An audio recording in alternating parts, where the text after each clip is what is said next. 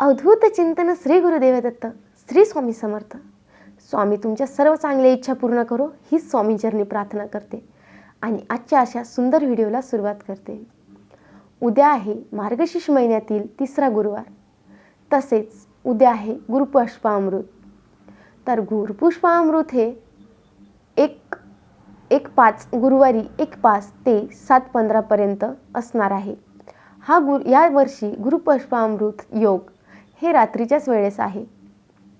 तर रात्रीच्या वेळेस तर आपण दरवेळेस ऐकतो, आपण या दिवशी सोनं चांदी खरेदी करायला विशेष महत्त्व आहे. त्यामागे कारणही तसंच आहे. कारण यावेळेस आपण सोनं चांदी अथवा कुठलेही शुभ काम केलं, जसं की दुकान भाड्याने घेतलं किंवा दुकान तुम्ही टाकलं, स्वतः विकत घर घेतलं, ज्यांच्याकडे पैसा टिकत नाही, ज्यांच्याकडे लक्ष्मी स्थिर नाही, यांच्यासाठी हा खूप प्रभावशाली उपाय असते. तुम्ही जर गुरुपुष्पामृत योगावर काही खरेदी केलं, काही नवीन करण्याची सुरुवात केली, तर यामध्ये तुम्हाला यशच मिळणार. मागे येण्याचं काहीच मागे कधी यामध्ये तुम्ही मागे येऊ शकत नाही. तर स्वामी हो. तर यावेळेस आपल्याला खूप जास्त फळ मिळते आणि यावेळेस आपला गुरुपुष्पामृत हे योग रात्रीच्या वेळेस आहे. तर आपण हे काही सोनं चांदी खरेदी करू शकत नाही. त्यामुळं आपल्याला काही विशेष सेवा करायची आहे या योगावरती. आणि म्हणतात ना, गुरुपुष्पामृत हे योग, ज्या योगामध्ये ज्या गोष्टी करायच्या त्याच वेळेस त्या गोष्टी करा, नाहीतर याला काही अर्थ नाही, काही महत्त्व नाही. कधी घ्यायचं, कधीही काही करायचं, त्यामुळं आपल्याला विशेष ते फळ मिळत नाही. मग आपणच म्हणतो की मी तर असं केलं होतं, त्याच दिवशी केलं होतं, पण मला काही फळ मिळालं नाही.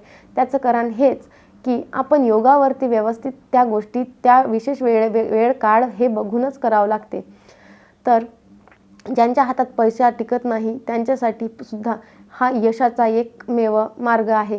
कारण ह्या दिवशी कुठल्याही प्रकारची निगेटिव्हिटी नसते, सगळ्या काही पॉझिटिव्ह गोष्टी असतात. आणि गुरुपुष्पामृत हा नक्षत्रामधील राजा मानला जातो.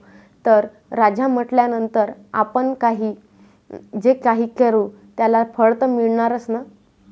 त्यामुळं आपण या दिवशी खूप जास्त सेवा करायला हव्या. तुम्ही या दिवशीपासून काही विशेष सेवा करणं चालू केल्या तर तुमच्या मनावरती तुम्ही विष्णू सहस्त्रनाम कंटिन्यूमध्ये वाचू शकता, सारा अमृत कंटिन्यूमध्ये वाचू शकता, एक अगरबत्ती सेवा कंटिन्यू करू शकता. त्यानंतर जे काही तुम्हाला सेवा 11 माळी कंटिन्यू करू शकता. जे काही तुम्हाला सेवा वाटत आहे, जी मनोभावे तुम्ही दरवेळेस म्हणजे दररोज करू शकाल, ही सेवा तुम्ही या दिवशीपासून करा. या दिवशी फक्त हे गुरुपुष्पामृत लग्नासाठी हे अशुभ मानलं जातं. पण बाकी तुम्हाला जर शॉप खोलायची असेल, तुम्हाला जर काही बिझनेस चालू करायचा असेल, तुम्हाला जर कुठलं शुभकाम करायचं असेल, तर ह्या दिवशी तुम्ही केलं तर खूप जास्त चांगलं असते. तर काय आता ह्या गुरुपुष्पामृतच्या दिवशी काय करायचं आहे, तर सकाळी उठल्यानंतर आपण एका बॉटलमध्ये गोमूत्र, हळद व गोमूत्र, हळद व पाणी घेऊन एका बॉटलमध्ये शेक करायचा. आणि फ्लॅट असेल तर त्या बॉटलमध्ये तुम्ही शेक करून स्प्रिंकल करू शकता. कारण फ्लॅटमध्ये सडा शिंपडणं हे तर पॉसिबल नाही. त्यामुळं ज्यांचं घर आहे त्यांनी हळद, गोमूत्र आणि पाणी यांचा सडा शिंपडून घ्या. त्यानंतर उंबऱ्याला हळदीचं लेपन करणं आवश्यक आहे. उंबऱ्याला दर गुरुवारी, मंगळवारी, शुक्रवारी, पौर्णिमेला, अमावस्येला आणि जे काही सणवार असते त्या दिवशी तुम्ही हळदीचं लेपन करू शकता. कारण हळदीचं लेपनाला विशेष महत्त्व मानले जाते. पॉझिटिव्ह एनर्जी आपल्या घरामध्ये कायम टिकू राहते. निगेटिव्ह एनर्जी हे बिलकुल हळद आतमध्ये येऊच देणार नाही. आणि माता लक्ष्मीसुद्धा प्रसन्न होतात. उंबऱ्यापासूनच आपल्या घराची सुरुवात होते. त्यामुळं माता लक्ष्मी हे उंबरा बघूनच प्रसन्न होतात आणि त्या आपल्या घरी स्थिर राहतात. तर हळदीचं लेपन झाल्यानंतर त्याला हळद कुंकू लावायचं. त्यानंतर 2 पंत्या घ्यायच्या. सकाळी 6:30 ते 7:30च्या दरम्यान हे सेवा करा. तुम्ही 2 पंत्या घ्या. त्यानंतर तेलाचा किंवा तुपाचा कलशाचाही तुम्ही दिवा लावू शकता आणि फुलवातीचाच लावायचा आहे. 2 उंबऱ्यावर 2 दिवे, उजव्या साईडने डाव्या साईडने असे दिवे लावा. रांगोळी काढा आणि धूप चालू ठेवा कंटिन्यू त्या दिवशी. कंटिन्यू जरी नाही चालू ठेवलं, जेव्हा तुम्ही सेवा करता त्यावेळेस तरी धूप दीप चालू ठेवणं खूप गरजेचं आहे. आणि विशेष म्हणजे दर गुरुवारी तुम्ही रोज जर दिवा कंटिन्यू चालू ठेवत नसाल तर गुरुवारी तुम्ही दिवा हा कंटिन्यू चालू ठेवा. बघा तुम्हाला किती पॉझिटिव्ह वाटते आणि किती तुम्हाला प्रसन्न आपले लक्ष्मी खूप जास्त प्रसन्न होते आणि आपल्याकडे पैसा खूप खेचत येतो. कारण आपल्याला पॉसिबल नसते, आपण जॉबवर असतो, कधी कुठे काय दिवा विझतो आपला तरी आपल्याला माहीत नाही. त्यामुळं आपण असं गुरुवारी असं करायचं की आपला दिवा विझलाच नाही पाहिजे. तर ह्या दिवशीपासून आपण विशेष सेवा चालू करू शकतो. त्या म्हणजे कोणत्या, तर तुम्ही जर विष्णू सहस्त्रनाम जर वाचत असेल तर ते कंटिन्यू करा. अगरबत्ती सेवा कंटिन्यूमध्ये असेल तर कंटिन्यू करा. कोणाची अगरबत्ती सेवा पडलेली असेल, विष्णू सहस्त्रनाम, सारामृत, 11 माळी, हा जर काही कारणाने कोणी आजारी असते, कोणाचे काय प्रॉब्लेम असते तर त्या सेवा बंद पडतात. तर या गुरुपुष्पामृतच्या दिवशी तुम्हाला ह्या सेवा चालू करायच्या आहे.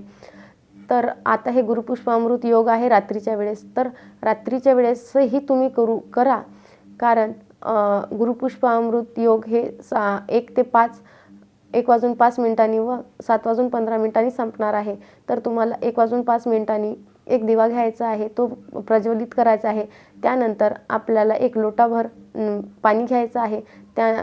ते डाव्या हाताने उजव्या हातावर टाकायचं आहे आणि गोत्र म्हणायचं आहे, नाव म्हणायचं आहे आणि आपली गुरुपुष्पामृत योगचं नाव घ्यायचं आहे. आपली सेवा का बरं खंडित पडली ते स्वामींना सांगायचं आहे आणि आता ही सेवा मी कंटिन्यू करते असं सांगायचं आहे. त्यांना माफी मागायची आहे आणि ज्यांची इच्छा आहे की आम्हाला सेवा नवीन चालू करायची आहे तर त्यांनीही याचप्रमाणे तुम्ही सेवा चालू करू शकता.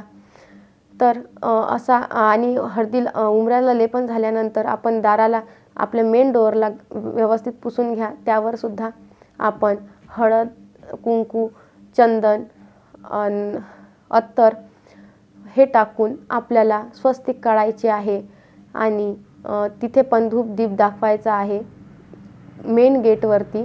त्यानंतर आपण सकाळी आणि संध्याकाळी ह्याच सेवा करायच्या आहे, बाकी काही नाही. ह्याच 2 सेवा करायच्या आहे. सकाळी 6:30 ते 7:30च्या दरम्यान आणि संध्याकाळी 6:30 ते 7:30च्या दरम्यान तुम्ही ह्या सेवा करा. तुम्हाला खूप जास्त प्रभावशाली वाटेल.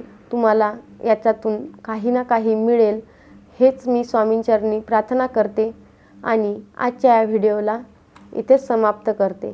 श्री स्वामी समर्थ. माझ्या व्हिडिओ आवडल्यास लाईक करा, सबस्क्राईब करा आणि शेअर करायला विसरू नका. श्री स्वामी समर्थ. धन्यवाद.